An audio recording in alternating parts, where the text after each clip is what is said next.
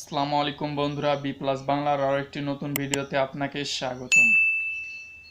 আমাদের আজকের video topic হচ্ছে ইউটিউব ভিডিও ভাইরাল করার জন্য আমাদের কি করা উচিত।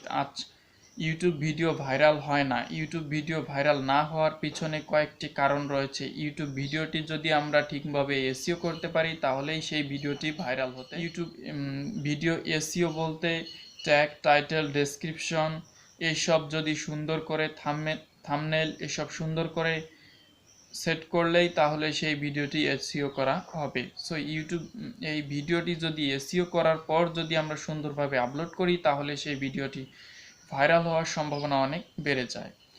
আর যদি এসব সঠিকভাবে না করি তাহলে সেই ভিডিওটিও র্যাঙ্ক করে না এবং ভাইরালও হয় না।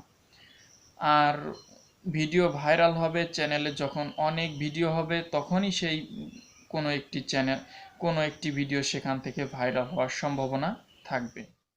আর চ্যানেলে ভিডিওতে ভিউজ আসে সাধারণত বিভিন্ন সোর্স থেকে, যেমন YouTube search, suggested, external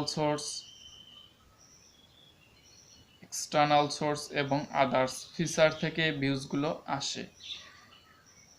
YouTube search থেকে ভিউজ আনতে গেলে ইউটিউবে ভিডিওতে ট্যাগ, টাইটেল সুন্দরভাবে সেট করলেই ইউটিউব সাজেস্ট থেকে এবং ট্যাগের মাধ্যমে ইউটিউব সার্চ থেকে ভিউজ আসবে।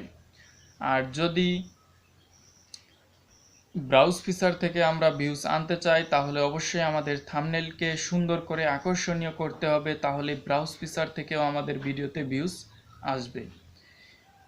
বিভিন্ন শেয়ারের মাধ্যমে যদি ভিউজ আসে তাহলে সেই ভিডিওটি হবে আদার্স বা এক্সটার্নাল সোর্স থেকে সেই ভিউজগুলো আসবে।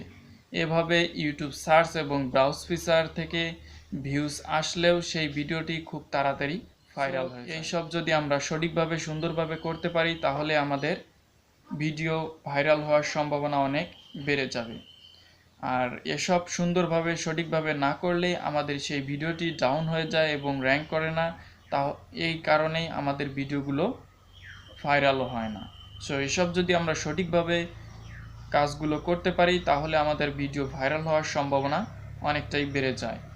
সো আজকের এই ভিডিওটি যদি কেমন লাগলো কমেন্ট করে জানিয়ে দিবেন, আর ভিডিওটি ভালো লাগলে লাইক করুন। আর আমার চ্যানেল যদি নতুন হয়ে থাকেন তাহলে please hit the subscribe button and press the bell icon. আজ এ পর্যন্তই। সবাই ভালো থাকবেন, সুস্থ থাকবেন। সবাইকে আসসালামু আলাইকুম।